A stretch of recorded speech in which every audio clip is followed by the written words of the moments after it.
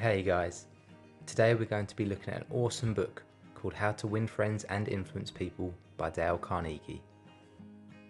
When this book was first published in 1936, it blew up. It remains hugely popular today, having sold more than 30 million copies. And when you look at what this book has to offer, it's no wonder why it's still going strong. Dale Carnegie started his life as a salesman, and although the teachings in his book can be applied to improve your professional success, it's so much more than that. You'd be a sucker if you didn't pick up this book because you thought it would be comprised of a bunch of underhand sales tricks. Luckily for us, this book is quite the opposite. It's full to the brim of wisdom which can nourish your personal life. Do you want to be more likable? Do you want better relationships with the people in your life? And do you want to be able to present your thoughts and ideas so that you have more influence on the world around you? Well, these are the sort of things that this book is going to be looking at. So let's jump in. Part 1. Fundamental Techniques in Handling People. Don't criticise, condemn or complain. These three actions don't bring about results. When people are criticised, they often get defensive because it isn't easy to admit one's errors. So never criticise, condemn or complain because it doesn't get the most out of people and they will end up disliking you. Give honest and sincere appreciation. If you want to get the most out of people, you must show sincere appreciation. This approach encourages people to reach their full potential, but the appreciation has to be sincere. Flattery is not effective. Arouse in the other person an eager want. When you want someone to do something, you should arouse in them an eager desire. Often when we want someone to do something, we simply ask them to do it whilst only considering our own interests. This creates no desire in the other person.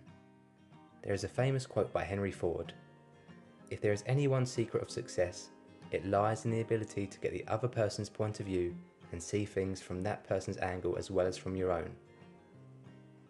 Part 2. 6 ways to make people like you.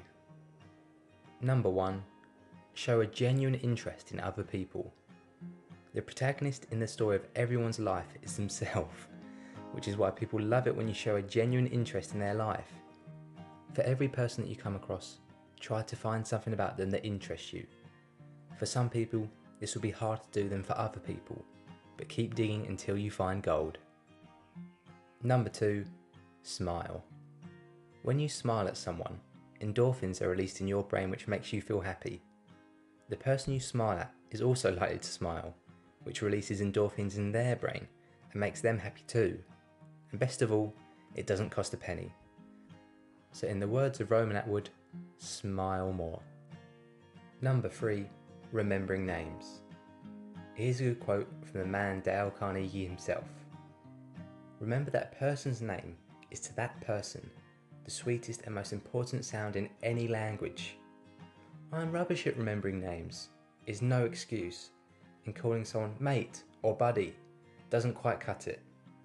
People have strong emotional attachments to their name, so when you remember it, you make them feel valued and important. Number 4. Be a good listener. Encourage others to talk about themselves. People are most comfortable in a conversation when they are discussing something they know a lot about, such as themselves. Being a good listener is key to being a good conversationalist, so encourage people to talk about themselves and you're sure to win them over. Number 5. Talk in terms of the other person's interest. So, we already know that we should show a genuine interest in other people and encourage them to talk about themselves, but we can go one step further. When it's our turn to speak, we can talk in terms of the other person's interest. If you know that the other person isn't bothered about flashy things, maybe stay clear of bringing up the fact that you just bought a huge yacht. But if you know that the other person loves travelling, then talk about all the amazing adventures that you have had around the world. And finally, number 6, make the other person feel important, and do it sincerely. This point kind of encapsulates all of the other points, but it is such a simple yet golden rule. Make the other person feel important. Everyone loves to feel important, as long as it's sincere. So don't try and make a teenager feel important by congratulating them on making a jam sandwich all by themselves, because it won't work. But if someone graduates from university or finishes something that they've worked hard on. Buy them a little gift or throw them a huge party, whatever it takes to make them feel valued. And part 3, how to win people to your way of thinking. Number 1, avoid arguments. An argument is a zero-sum game, meaning that in order for us to win, the other person has to lose, or vice versa. And if the other person loses, they are likely to either be humiliated and therefore have bad feelings towards us, or they might be invigorated to strengthen their side of the argument. So whether we win or lose, we end up losing. So let's just try and avoid arguments altogether. Number 2, if you're wrong, admit it quickly and emphatically.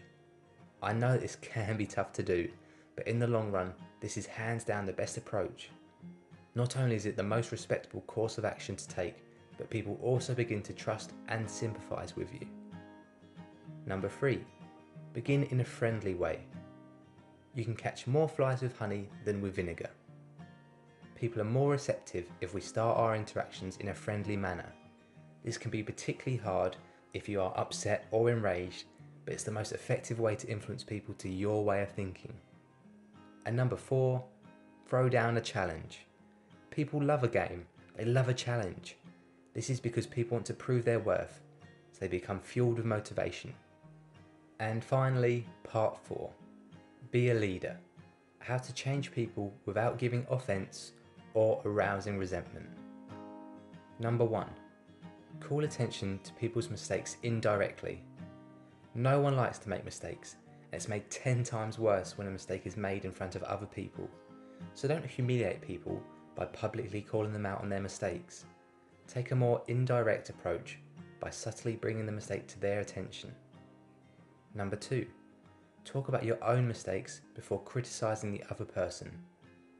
If you're talking to someone about a mistake, make sure you start by acknowledging anything that you need to take the blame for, and even if you haven't made a mistake in this instance, you can start off by talking about previous mistakes that you've made so that you can soften the blow for the other person.